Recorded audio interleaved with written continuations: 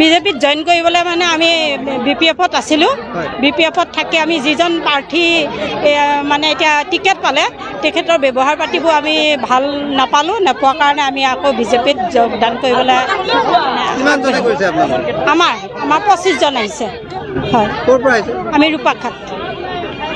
আমি খালিংগড় সমষ্টিৰ যিটো আমাৰ MCLA যেটো তেখেতে আহিব বিচাৰিছে বা আহিব খেলিব তেখেতকতো আমি বিপুল ভোটত জিকাবৰ কাৰণে আমি মানে শক্তি প্ৰয়োগ কৰিম আমি তাৰমানে কোনোটা আগতে আমি আপুনি কোনটো দল নাই নাই মই কোনো দলত নাছিলোঁ এতিয়া মই নতুনকৈ বিজেপিত যোগদান কৰিছোঁ।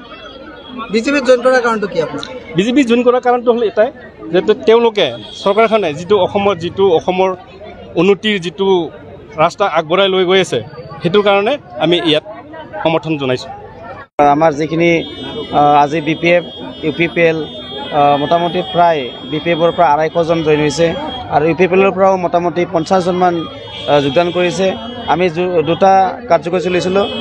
তেখেতসকলৰ যোগদান কৰাৰ আগত আমি UPPL-ৰ দলৰ বিভিন্ন পদত থকা ব্যক্তিসকলক জইন কৰাইছিলোঁ আৰু এইবাৰ লগে লগে বেক টু বেক মানে এটা মঞ্চতে বেক টু বেক আমি BPF-ৰ 250 জনকৈ অধিক লোকে যোগদান কৰিলে বিজেপি নীতি আদৰ্শ ভাল পায়।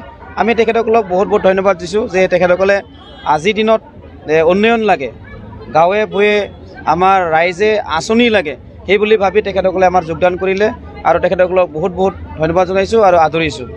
তেখেতসকলেও কৰ্ম ক্ষেত্ৰত তেখেতসকলে ৰিক্সা চলায় কোনোবা কিন্তু তেখেতসকলে বিশেষকৈ UPPL বা অন্যান্য দলত তেখেতসকলে জড়িত আছিলে আৰু তেখেতসকলেও জইন কৰিছে।